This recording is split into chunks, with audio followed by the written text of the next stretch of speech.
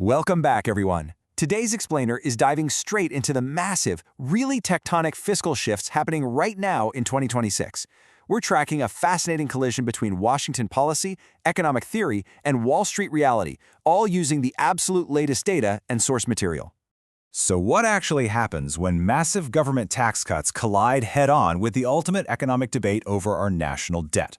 It's kind of the trillion-dollar question, right? It's a collision that isn't just some academic theory anymore. It's playing out in real time. It dictates the strength of our currency, the cost of our healthcare, and it directly impacts your wallet, your savings, and your future. To unpack this whole puzzle, we've got 5 key pieces to put together today. The one big beautiful bill, the government funding timeline, the ongoing deficit debate, how we actually pay for big policies, and finally, market predictions for 2026. All right, let's kick things off with Section 1, the one big beautiful bill, focusing on tax cuts and Main Street. Let's look at the concrete reality of what just came out of Washington. Straight from the White House source material, this legislation, often called the OBB, rolls out some sweeping tax cuts. We're talking no federal income tax on tips and absolutely no tax on overtime pay. For seniors, the bill introduces an extra $6,000 Social Security tax deduction. Practically speaking, that means a vast majority of seniors won't pay any tax on their Social Security income. And on the corporate side of things, it restores 100% immediate business expensing. The administration, along with supporters like the Business Roundtable, are framing this entire package as the exact catalyst needed to empower Main Street and completely jumpstart the economy. So what does this look like in dollars and cents? Well, they're highlighting some very specific numbers for the American worker. An estimated average annual savings of $1,300 just from the tip tax exemption alone, and up to $1,400 from the overtime exemption. But here's the real kicker for your wallet. These cuts are retroactive for 2025. That literally means eligible workers are looking at immediate cash going straight back into their pockets. Moving right along to Section 2, the government funding timeline. And wow, it was a turbulent journey. Because, getting to this massive tax bill was anything but smooth sailing. According to tracking by the Committee for a Responsible Federal Budget, the path here was incredibly rocky. We had a severe government shutdown that stretched from October into November of 2024. Then flash forward just a few months to January 2026, and boom, another partial shutdown, this time over specific agency funding, mainly involving immigration and customs enforcement. It wasn't until April 2026 that funding for the Department of Homeland Security finally passed, and that happened alongside the budget reconciliation measures that actually cleared the way for the one big beautiful bill. It has really been a high-stakes political tug-of-war over every single dollar. Which brings us to Section 3, the deficit debate. The big question: do deficits actually matter?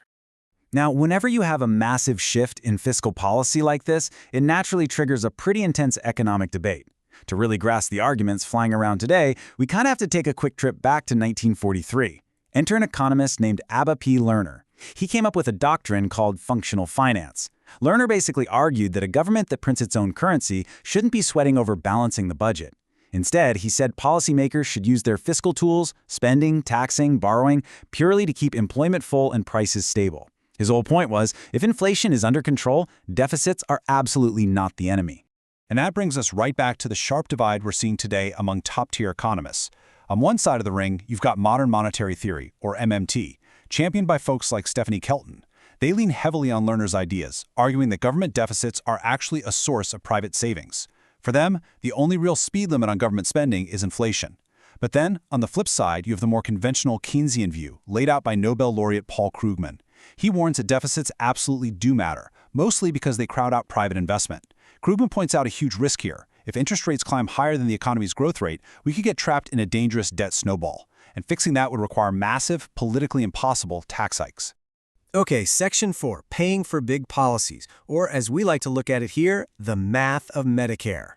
Let's pull this out of dense theory and look at a very concrete example. You can see this whole dynamic playing out perfectly when we look at progressive proposals like Medicare for All. We really have to do the math here. If we break down the $3.5 trillion national health dollar, private health insurance currently covers about 34% of America's medical bills. That's essentially a third. So we are talking about a massive chunk of the entire U.S. economy that is currently operating completely outside the federal government's budget. So here is the crucial takeaway. Economist Paul Krugman ran the numbers. And he calculates that if the government just replaced all that private coverage with free public coverage and didn't introduce any new taxes to pay for it, well, it wouldn't just be a simple administrative swap. Far from it. It would effectively equal a massive, unfunded fiscal stimulus amounting to 6% of the entire U.S. GDP. Let that sink in. That is a staggering injection of demand straight into the economy. And this is precisely where both the MMT advocates and the traditional Keynesians actually find total common ground.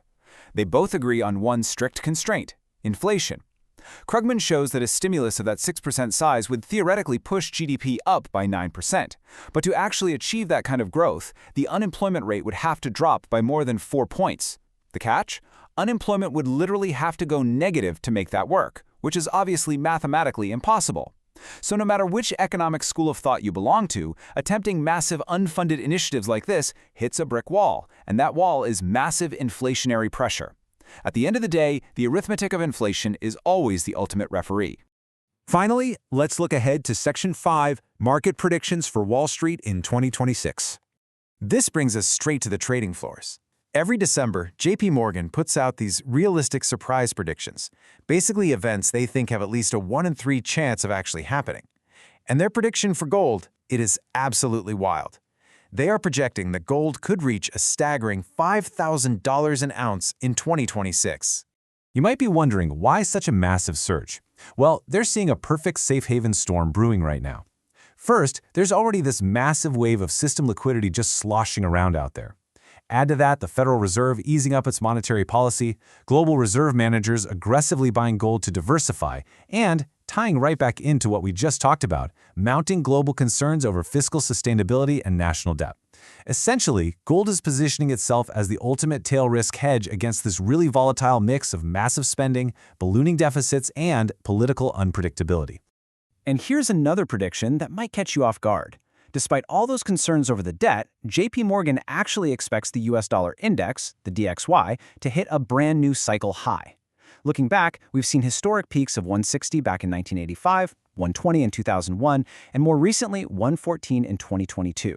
But because US capital markets are still the absolute most liquid and deep in the world, the dollar is actually getting stronger. Investors are completely brushing off any fears of a sell America movement, and they're pushing the dollar to break right past that 2022 peak. Now, this next forecast directly challenges the whole traditional panic around debt. JP Morgan is predicting that the U.S. Treasury yield curve will flatten out to the 10-year mark at a sub-3% yield. How is that possible? Well, they expect the Fed to cut rates as inflation normalizes, while the Treasury steps up its funding using short-term bills instead of long-term bonds. This is actually a highly specific strategy aimed at lowering back-end rates, mostly to help improve housing affordability.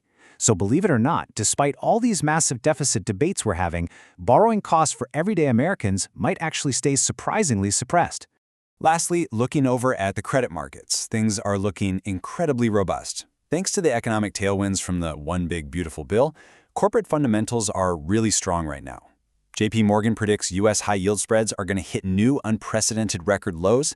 That basically means corporations can borrow money super easily and cheaply, breaking the previous record set way back in 2007. On top of that, they expect the share of emerging market bonds trading with negative spreads to treasuries to literally triple to 6%. That's being driven heavily by Middle East issuers who are just flush with oil revenues right now.